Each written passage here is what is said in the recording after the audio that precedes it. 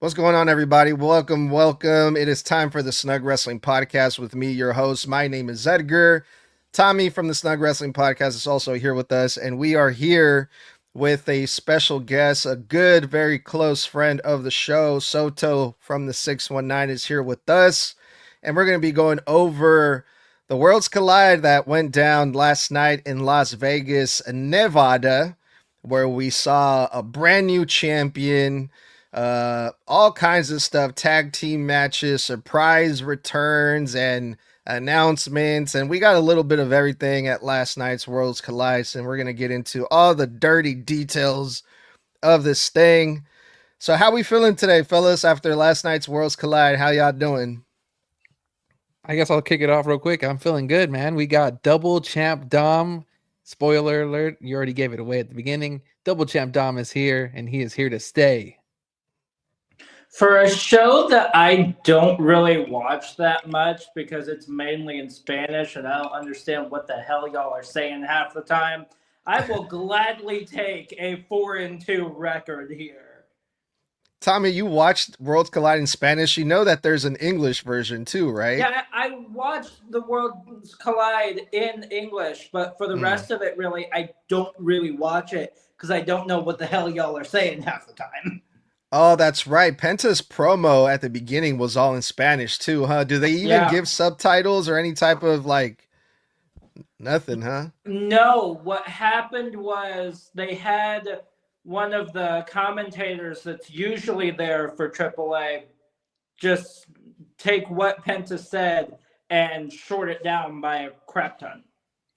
Yeah. Well, we'll talk about what Penta had to say about that because it was a really important announcement that's worth mentioning. But overall, man, I mean, what else can we say before we actually get into this? Is there anything worth mentioning about the show or anything else? Any announcements you guys want to make before we get into this Worlds Collide thing? Not that I can think of right now. We'll jump into each segment. Well, let's do it then.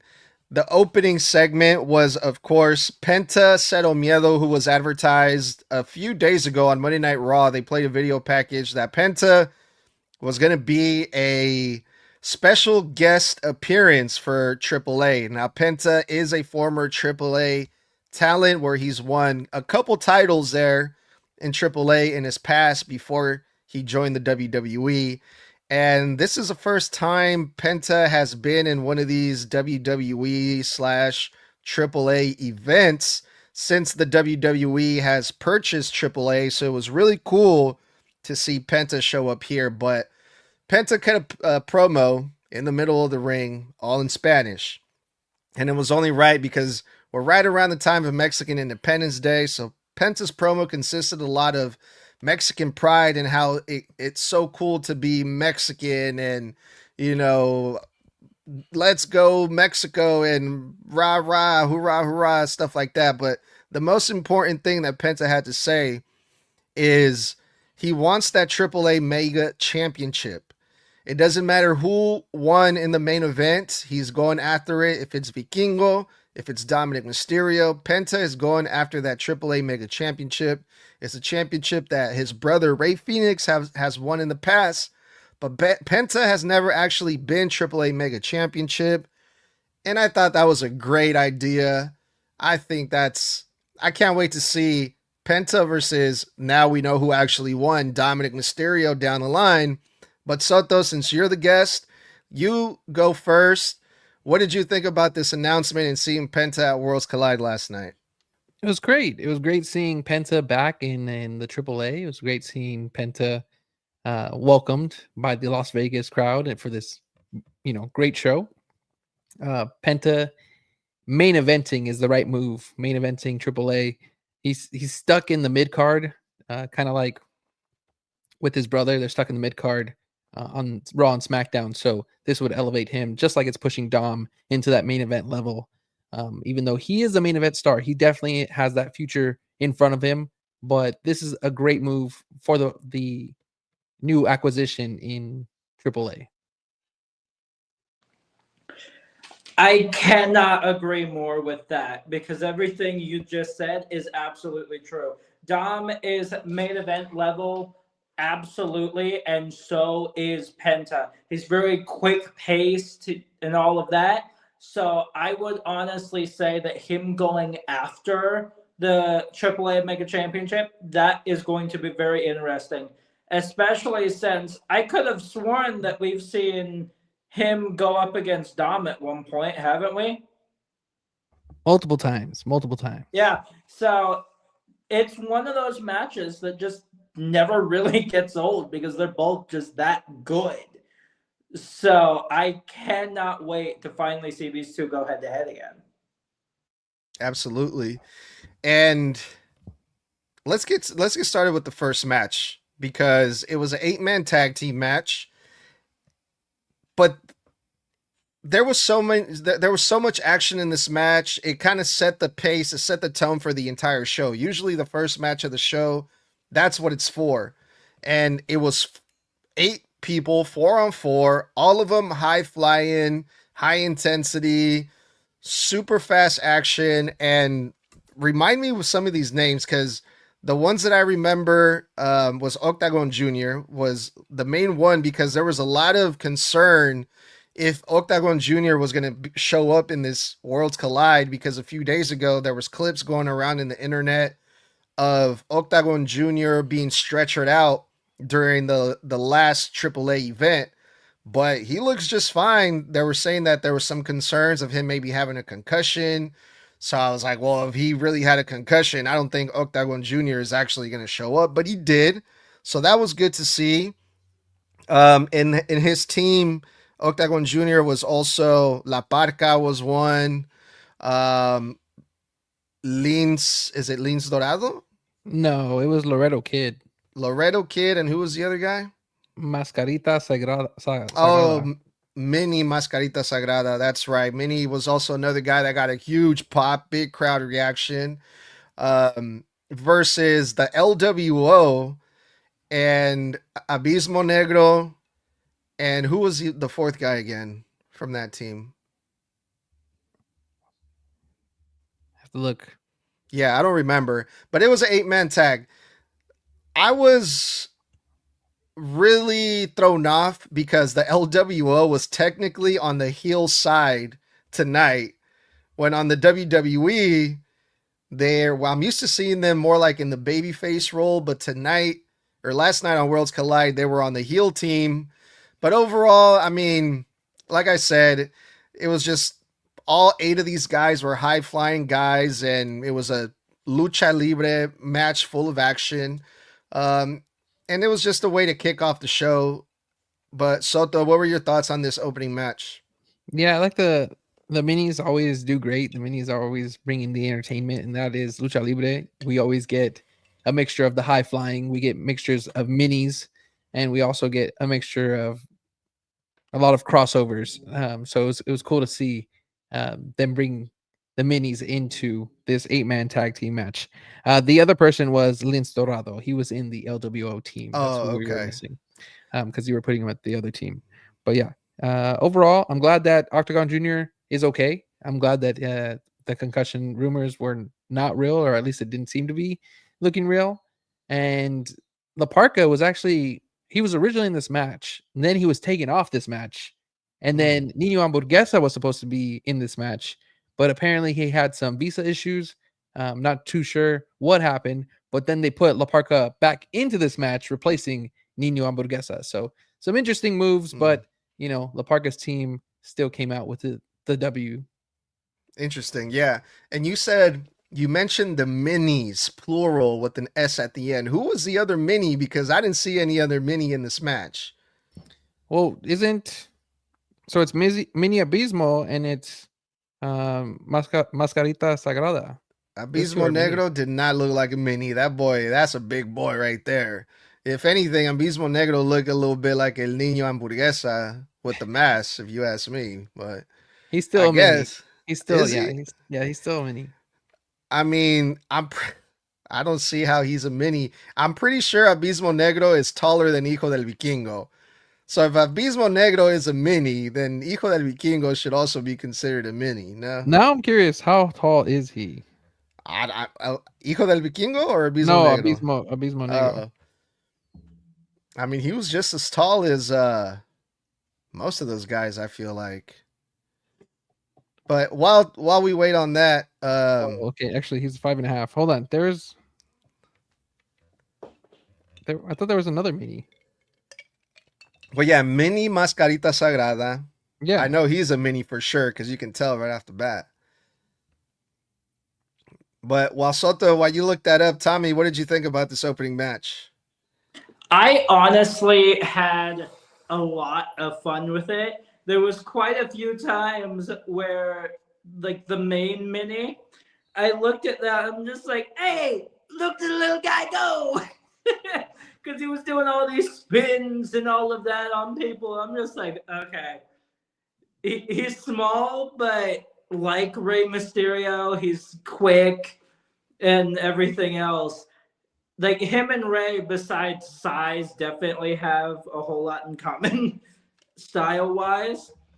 But this entire match, I had so much fun with it. By default, I had to go with the LWO side because those two were like the only two guys I really knew.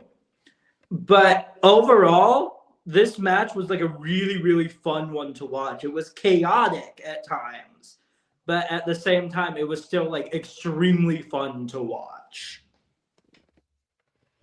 I think because his name is Mini, throws me off. But anyways, he is 5 feet. Who? Mascarita Sagrada. No, Mini Abismo Negro. Damn. Okay. Well, yeah, that's really short then. Yeah, I guess you can consider. And how tall is Hijo del Vikingo? Let's see. He can't be that much taller than 5 feet tall because last night they announced him at 156 pounds, Hijo del Vikingo, and I was like, God damn, one of my legs weighs more than that. I bet. He's a little over 5'6". Okay, so he's the same height as Rey Mysterio, but at least Rey Mysterio looks like he can weigh more than at least 175 pounds, But we'll talk about Hijo del Vikingo more in a little bit. The second match was our girl Natalia. Nay, this is Natty showed up last night, and she faced Fabi Apache, who's apparently a really big deal in AAA. I mean, maybe in Mexico, Fabi Apache is a big deal because this crowd in Las Vegas did not react to poor Fabi Apache at all. They mostly reacted to Natty or Natalia. I mean, because they are in Las Vegas, it's an American wrestling crowd who's more familiar with Natalia anyway. But I mean, the match was it was enjoyable because it was a one-on-one match. It was hard hitting. Natalia really showed her aggressive side, which is a side that we don't really see a whole lot in the main roster in the WWE. So that's cool to see. But it just, to me, what really stood out to me about this whole match is just how much better Natalia is in the ring compared to Fabi Apache. Maybe it's just like different styles, but like, I don't know, man. It's just, you can just tell that Natalia's skills and in-ring abilities are just way more advanced than Fabi Apache in this match. Like, yes, Fabi Apache has probably been wrestling a long time and she's a veteran or she's a big deal in Mexico, but she's not even half the wrestler. And I'm talking about wrestler that Natalia is. And yeah, I mean, Natalia got the win yesterday. She's the number one contender. Natalia's going to go on to face Lady Flammer for the Queen of Queens, the Reinas de Reinas Campeonato. So I'm glad of this outcome, and I'm glad we got to see Natty really give it her all last night. Soto, how did you feel about this one? I thought it was an interesting. Would you call it a feud? Because they've already wrestled in that triple threat match, 2 months ago, between the two of them and Lady Flamer. Mm-hmm. And right after the match too, they were pushing and shoving each other. So I think think it's not the end of Fabio Apache and Natalia. Fabio Apache could potentially cost Natalia, or maybe Natty does win the Reina's championship, and then Fabio Apache comes back and challenges Natty. I don't think it's over. Yep. Yeah, I don't think it's over either. It was very clear at the end of that match that these two still have issues to solve. So overall, it's very clear that this is not going to be the end of these two. Now, I have said this before. In fact, I said this the Raw after Triple Mania. Here's my issue with what WWE has been doing with Natalia. In AAA, it is very clear it is a completely different mindset than Natalia. So, and I'm not the only one who felt this way. Blood did as well. He also mentioned it. So did Toxic. They have been holding Natalia back in WWE on the main roster, and they absolutely should let a little bit more of Natty out of Natalia, because it's very clear that Natty is that side of her that doesn't hold back and all of that. But the problem is they have absolutely been holding Natalia back on the main roster, which absolutely sucks to see because Natalia is absolutely phenomenal. Mm-hmm.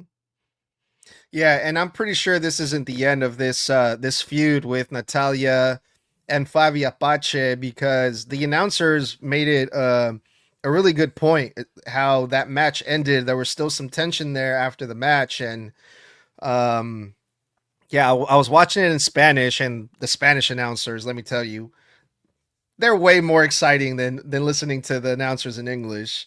I mean, I felt like I was watching a soccer match. The way that they narrate these matches, I was like, "Oh shit!" So I thought that was really cool. But yeah, they mentioned that this isn't over between Natalia and Fabio Apache, and I'm like, good, because I want to keep seeing Natty, this version of Natty, Tommy, the one you say, the hard hitting Natty. You know, I mean, yeah, hopefully one day they let her do her thing in the main roster. I mean, if she's able to do it in AAA and GCW, fuck it, let her do her thing there too. So, yeah, so pretty soon we will be seeing Natalia versus Lady Flammer, Reinas de Reinas, and I hope Natty wins it. I mean, I'm gonna keep it real with y'all.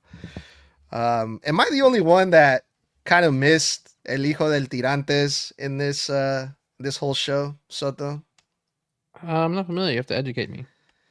The referee from Last Worlds Collide, who Okay. was in the triple threat match with Natalia, Lady Flammer, and Fabi Apache, he was doing the fast counts. Yeah, I remember that now. So he's a legendary character in AAA, dating all the way back to his dad. Oh wow. His dad was the original Tirantes, and he was a heel referee where he would help the heels win all of their matches. So the heels would pay him to help them win. So it just makes the matches more entertaining. You know, he would do the slow count for the baby faces, and then when the heels, he would count really fast. So he was at Worlds Collide at the last show. One of the reasons why Lady Flammer got the win, because he was helping Lady Flammer. I thought we were going to see him today on this match. Since Natty is the heel, I was thinking, okay, maybe he's going to be the referee and help Natty win, but Natty got the win anyway.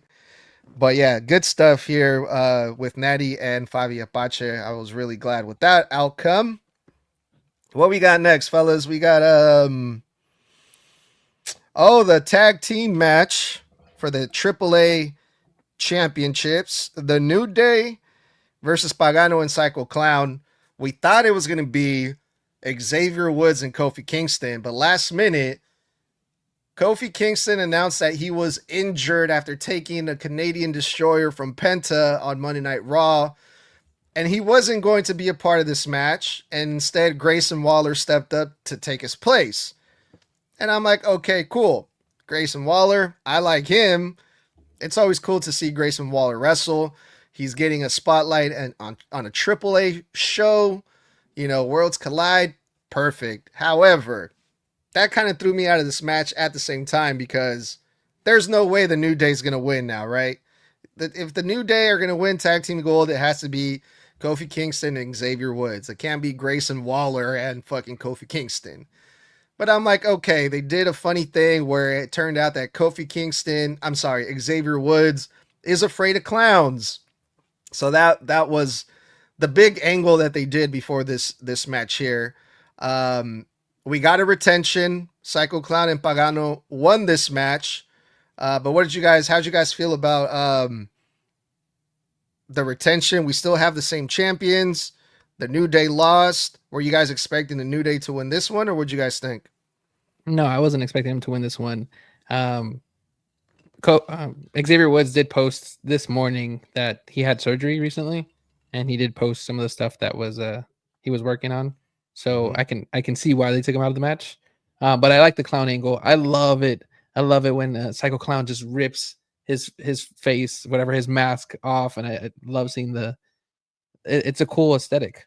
So that was cool to see. I love seeing Pagano and Psycho Clown jump around. I saw how Kofi Kingston and Grayson Waller teased doing some high flying moves, and then they just jumped off the ropes just to hit the, was it Pagano or Psycho Clown, whatever, one of the two. But yeah, it was an interesting match, interesting dynamic to see. But you did forget right after the match, after the retention, the Wyatt Six showed up and laid out Pagano and Psycho Clown. So normally people have been wondering, well, who's going to be the next tag team that they go after? It looks like they're going to continue to go after Pagano and Psycho Clown because they held up the AAA tag team championships. So they might be the next opponents that we see. Yeah, with the Wyatt Six, I saw them walk out. I heard the music. I'm just like, wait, huh? I mean, it's good to see that their whole tag team test that they've been running is continuing into AAA. But at the same time, you already have like the most prestigious tag titles out of the main roster too, in my opinion here. So why in the world are you trying to go after Triple A's as well? The biggest problem with the Wyatt Six is, are they heels? Are they baby faces? Are they tweeners? Like, what is their deal? They're definitely the heels in this situation. 100%. They're definitely the heels. They showed up and laid out Pagano and Psycho Clown, and there was no reason to do so. There's no reason for them to do a lot of the things that they do, but there's that. But this match, it's Grayson Waller. He's always going to be great in the ring. Same with Kofi Kingston. They both are constantly absolutely phenomenal in the ring. So it was no surprise that this was as fun of a match as it was. Yeah, a lot of things happen in this match. Now, it wasn't the best in-ring tag team match I've ever seen.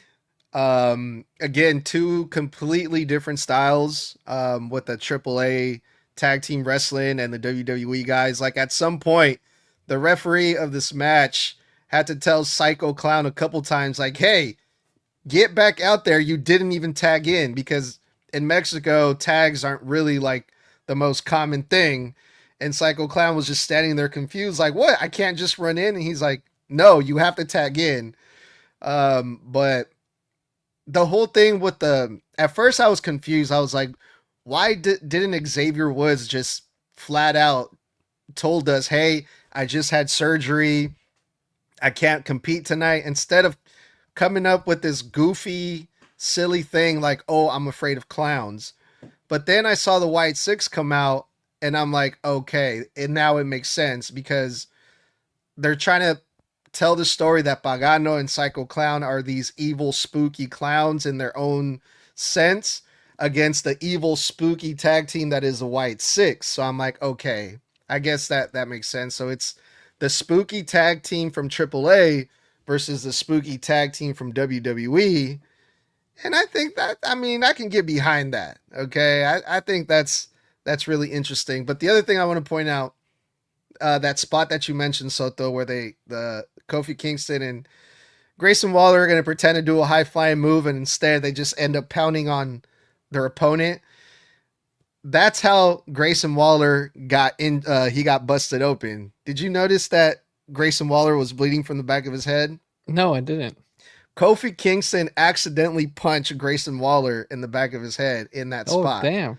and that's how he started bleeding. Yeah, so I thought that was, again, like, I don't know, just such.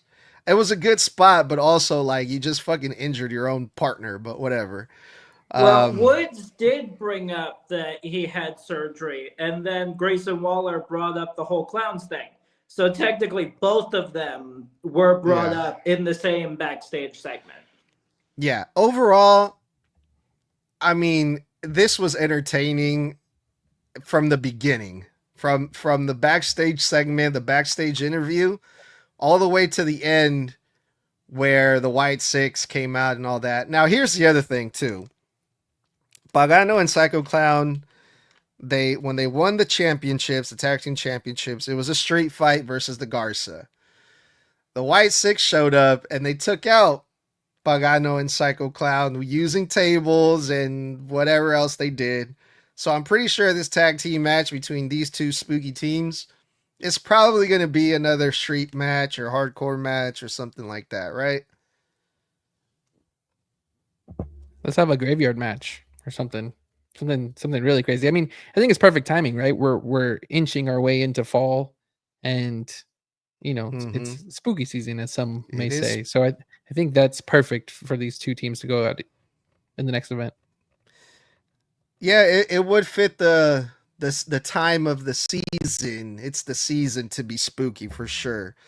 When is that AAA show that you're going to be going to, by the way, Soto? Yeah, so it's a combination. It's AAA and the Crash here in Tijuana.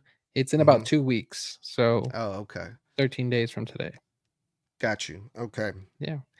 Real quick for this match, since they had promoted that Penta was going to be there, I was speculating that Penta was going to interfere in this match and either go after Kofi Kingston and Grayson Waller or even Xavier Woods, just because of the whole Mexican Destroyer thing. I think it would have been perfect to throw him in there, but maybe they pulled it back because of Kofi Kingston's injury. I mean, Xavier Woods' injury. Um, or maybe they just want to keep that separate from AAA and just do it on Raw and SmackDown. I think it would have been a perfect continuation because you have to watch Raw and SmackDown to understand why is Penta going after Kofi and Xavier Woods and Grayson Waller. But I don't know. I think it should have happened.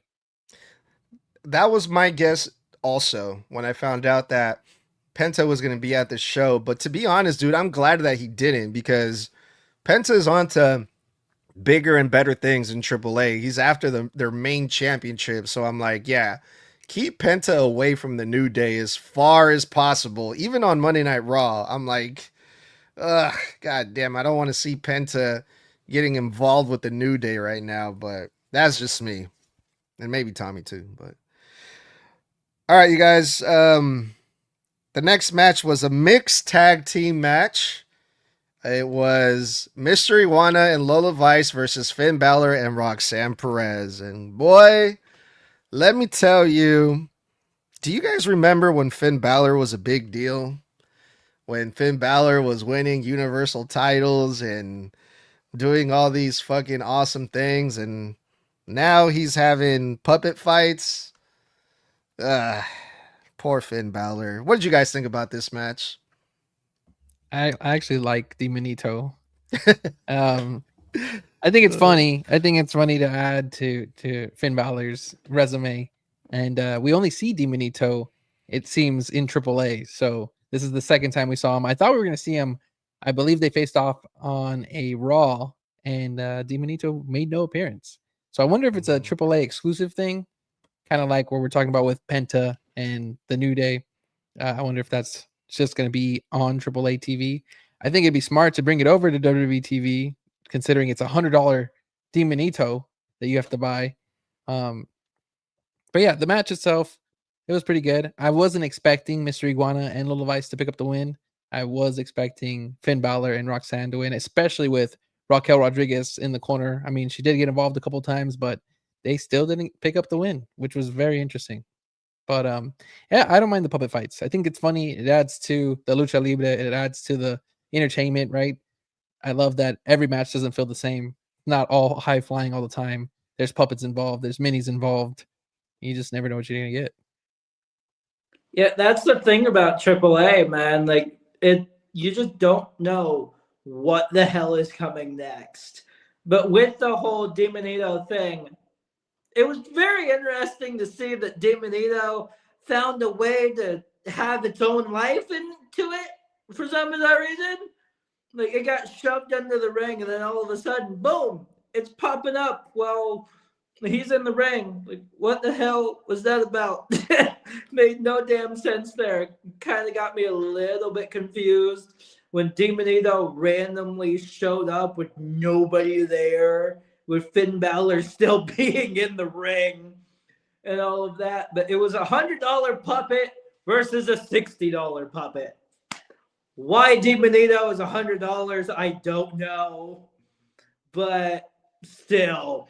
But this match, it's always fun, especially when you've got Lola Vice and Mr. Iguana in the same ring together. Those two make a fantastic tag team when it comes to being mixed tag and all of that. Those two, fantastic. I absolutely love the way Lola wrestles. Same thing with Mr. Iguana. Those two are always really, really fun to watch when they're together.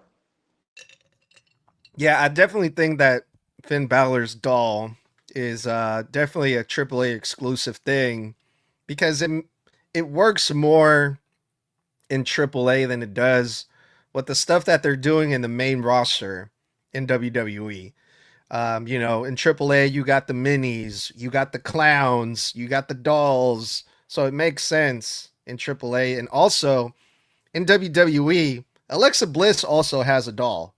So it's like I don't know if it's you should have multiple people with the same gimmicks in the main roster, even though they're in separate brands. But it's like the whole doll thing. I feel like that's Alexa Bliss's thing, so they don't want to do the same thing with Finn Balor because what the fuck. But yeah, I mean, there's really nothing too much I can say about this match. It is what it is. Unfortunately, Finn Balor. It was time for Finn Balor and Roxanne to take the L, I guess. Whatever. But yeah, these two, Mystery Iguana and Lola Vice, have been feuding for a while. With the Judgment Day, I'm not sure if that's gonna continue. But I didn't. I remember they mentioned Lola Vice has a women's NXT championship match coming up pretty soon, so I think that's part of the reason why Mystery Iguana and Lola Vice got the win, if I'm not mistaken. So I have a question for Tommy because I know you were watching it in Spanish, but what did you think of JBL being all scared of Demonito and the commentary that he had around it? And Edgar, did you hear any of that commentary at all with JBL? I did not. I was Okay. watching it in Spanish. I figured. I just wanted to double check. JBL is JBL, man. Like he's always like weird. He was definitely way more of like a wrestler back in the day. We haven't seen him in a hot minute. Like it's been quite a while since the last time we saw JBL. But I thought for what he gave us tonight, he did pretty well on commentary. Yeah, what did you think about him being scared of the doll of Demonito? It's an off-brand thing of the demon Finn Balor, which is like the darker version of Balor. So I'm pretty sure anybody would at least be afraid of Finn when he is demon Finn Balor. But it's a puppet, man. Come on. Yeah, and also the Spanish announcers kept calling him, "Oh, that's Finn Balor's son. Oh, Finn Balor's such a good father." And I'm like, "Bro, that's a puppet." Like, and when it comes to JBL, bless him, Bless his soul. He's trying his best, but I know deep down JBL is like, fuck it. They're paying me. I'll put this stupid shit over. Honestly. And then, I did reaction videos in Spanish and I said what I pretty much said here, and I'm like, man, how far has Finn Balor fallen, in his career from winning Universal Championships and playing with dolls? And people were like, well, Mankind did Mr. Sacco, and that was entertaining, and that was acceptable. But now when Finn Balor does it, it's not cool. And I'm like, yes, it's not cool. Even like the thing that what Mankind was doing back then, yes, it was a little silly. There was like, even as a kid, you're watching this, and I'm thinking like, why don't they just bite his hand? Like he's wearing a sock. Like I would just bite his fucking fingers off. But it was Mankind. He was crazy. It worked for him. It wasn't when Mankind was doing the Mr. Sacco thing. It wasn't to be funny or silly. It was because he was psychotic. He was crazy, and you believed it. You bought into it, and he was a main event star. It was a big part of his character. And this right here is just to just get cheap pops. It's just not the same. At least not to me. But that's how I felt about this whole thing. It's just bleh. But any closing thoughts, you guys? No, I was gonna say let's move on because it looks like you don't enjoy this segment as much, but that's okay because wrestling is beautiful because we have segments where we don't enjoy and that we do enjoy, and there's a variety of everything. Thing that popped into my head right now is Finn Balor's downfall seriously needs to be studied, but that's about it. Yeah. All right. The next match was a fatal 4-way match for the Latin American Championship. El Hijo de Wagner Jr. versus Ethan Page versus Dragon Lee versus JD Madonna. And I don't know if I was just like really tired from watching all this wrestling because we also watched Friday Night SmackDown before that. But I was really excited for this match. And then when the match started, I don't know what I was expecting, but this really was not what I was expecting. I guess it was just, I don't know. I guess I'll just say it had its moments. The match wasn't bad. Dragon Lee looked really good. I think Dragon Lee was the one that stood out the most to me. But I guess I was just expecting a new champion. And because Dragon Lee looked so good, I thought for sure he was going to win. Dr. Wagner Jr. retained. It makes sense. But I just, the way that I guess the match ended to me just felt like really flat. It felt like there was something missing in this match. I can't really put my finger on it. But maybe I just had really high hopes for this match. Yeah, I don't know. I was a little underwhelmed with this one, but what did you guys think? The Fatal 4-Way, it was a little underwhelming. I found it interesting that they even put this on the card because there wasn't really any buildup between the four of them. It didn't seem like to me. So it didn't really have the buildup. It didn't really have the story. It was just a match thrown together to fight for a title. And it was 3 WWE guys versus 1 AAA guy, which was the title holder. So I didn't see this match ending in a title change. If anything, it couldn't have even ended in a disqualification because it was a fatal 4-way. So yeah, I didn't see him losing this title, especially because he just won the title at Triple Mania. I did not expect any title changes, and the chemistry, it didn't feel right. Dragon Lee did showcase very well. I think he's overdue a push, and I think putting him in AAA is the push, just like they're doing with Dominic Mysterio and Penta to come. Yeah, Dragon Lee always looks good. He always looks absolutely phenomenal in the ring. It's just how he is, especially being compared to Rey Mysterio, in which we have already discussed in the past, holds him back a little bit because of the fact that he's got all that pressure on him. but he still always looks phenomenal in the ring. And for the people that don't watch NXT, they seriously got to see how good of a heel Ethan Page actually is.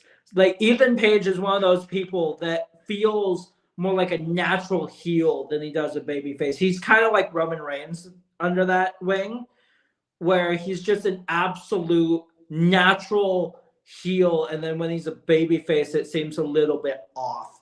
So it was good to finally see like other people seeing how good of a heel Ethan Page actually is without having to watch a crap ton of NXT.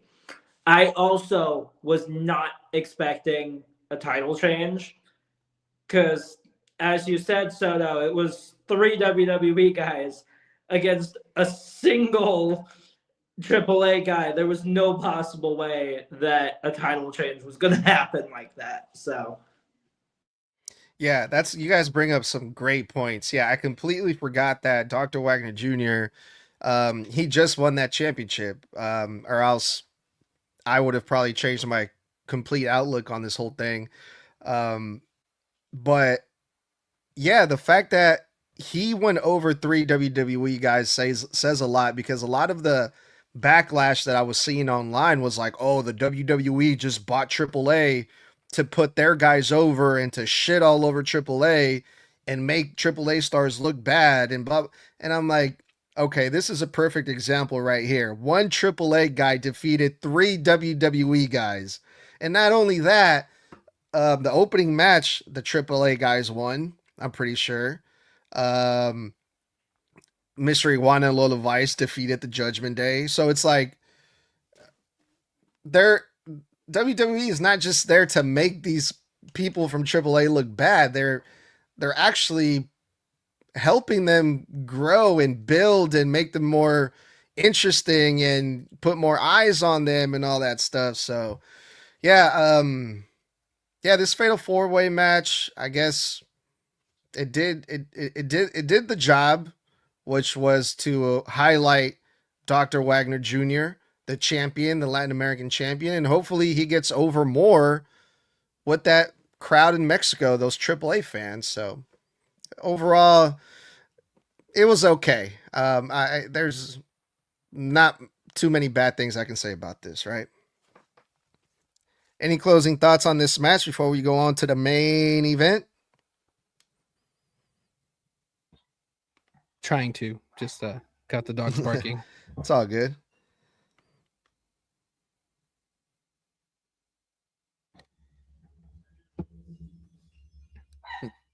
No, just move on. All right. Dominic Mysterio versus Hijo del Vikingo for the AAA Mega Championship. And Dominic Mysterio did it. He fucking did it. Double champion, Intercontinental champion, and AAA Mega champion. When it comes to the match itself, I mean, Dominic Mysterio just towers over fucking Hijo del Vikingo. And the match at times felt kind of awkward. Some of the stuff that Hijo del Vikingo was trying to do on Dominic Mysterio, because of the size difference, just looked off. They were kind of awkward in the ring. But the match finally picked up when all the shenanigans happened. The New Day came out, which they said they wouldn't. They said that Dom was going to do it by himself. And you mean Judgment Day? The Judgment Day, my bad. Thank you, Tommy. The Judgment Day came out, helped Dominic Mysterio. Dominic Mysterio was not able to close the match with the help of the Judgment Day. It wasn't until El Grande Americano, the greatest luchador of all time, showed up to help Dominic Mysterio. And then Dominic Mysterio was able to close the match, become AAA Mega Championship, and a lot of interesting stuff went down in this match and after the match, because Dominic Mysterio was all hugged up with El Grande Americano, not the Judgment Day. He was really thankful for El Grande. And then I'm sure something's going to give there. Well, oh, it wasn't the Judgment Day that helped me. You guys didn't help me. It was El Grande Americano or something weird like that. Rey Mysterio is a man of his word. He's put the title on Dominic after the match. Dominic did it, man. The crowd was so happy, regardless of who the heel was here. No one wants Hijo del Vikingo as AAA Mega Champion, and we got a new champion, y'all. What did you guys think about the main event? I'm happy with the outcome. I'm happy we got double champ Dom. I think the chemistry is growing between Vikingo and Dominic Mysterio. Yeah, it's a little bit of a size difference, but I think both of them are handling their in-ring work pretty well. Overall, it was good to see Dom come out with the win. I called that El Grande Americano was going to come out and help out Dom. Wasn't expecting the Judgment Day to show up. A lot of people were speculating Liv Morgan because she was a part of the press conference that we had just recently saw. So I'm kind of glad we didn't see her interfere. I like that they're giving us El Grande Americano pairing with Dominic Mysterio, and they could run with this, and they could run with this multiple ways. I'm hoping that Dom has his own faction and is the face of this faction, or he kicks out some people in the Judgment Day and just leads the Judgment Day. There's so many ways and so many things that they could do, but I think El Grande Americano and him pairing is an interesting one, but I'll take it because he helped Dominic Mysterio win. And now we have double champ Dom, the greatest Mysterio of all time, the greatest intercontinental champion of all time, and now the greatest mega champion of all time. Double champ Dom is here to stay. That's all I got to say. Hell yeah. I do agree that it is about damn time that Dominic Mysterio becomes double champion. Although, Soto, I feel like you are glazing him a little bit too much there. But it's the same thing when it comes to Snug with El Grande Americano, not thinking that there's two versions of it. But yeah, El Grande Americano, not very surprised. I called that back when we did the predictions. I said that El Grande Americano was going to come out. I honestly didn't think it was Rey Mysterio and Dragon Lee that was going to come out, because I was half expecting AJ Styles to come out, since that little feud is still happening. And the fact that at Triple Mania, AJ Styles was the one that came out and cost Dominic the AAA Mega Championship in the first place during Triple Mania. So I thought that it was going to be AJ Styles that came out. It did not. He was nowhere to be seen. But this was a phenomenal match. I honestly would think this would be match of the night here, because it was just that good. It is about time that Dominic Mysterio becomes double champion. Of course, Rey Mysterio, as always, is true to his word. He did put that title around Dominic's waist, although it was very clear that it was hesitantal. This man was so hesitant to put that title around Dominic's waist, but he still did great with Rey on that. But this whole match, I absolutely loved it, and in my opinion, it was match of the night. I hope they have a WWE Unreal moment. Not to say it's going to be on WWE Unreal, but I hope later down the line, maybe after Rey gets retired, I hope we see the backstage segments of him just like praising Dom winning the title. Because, we had the promo before going into this match. Like, you're going to put the title on me. Whoever wins, whether it's him or me, you're going to put the title on me. And that's a big tradition in Mexico. I mean, we saw it at Triple Mania, right? Dr. Wagner Jr. placed the title on his son, El Hijo de Dr. Wagner Jr., right? That's why he's called El Hijo de Dr. Wagner Jr., because he's his son.